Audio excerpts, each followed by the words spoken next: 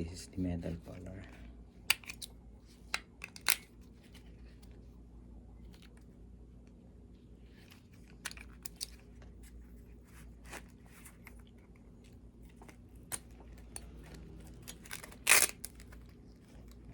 You can adjust it.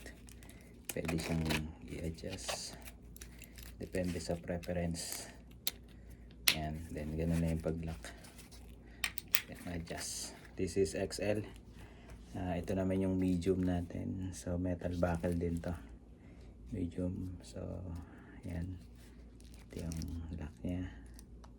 Adjustable din yan. Then pre-name. Yan. So yung pinakang loob niyan. Ganyan. So ganda. And then ito naman yung XL na metal buckles. So this is stainless 7mm. So yan, medyo mas malaki yung lock nito compare sa yan.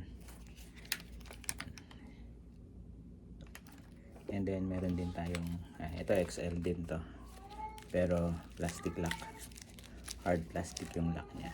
So ano din yan, ganda rin yan.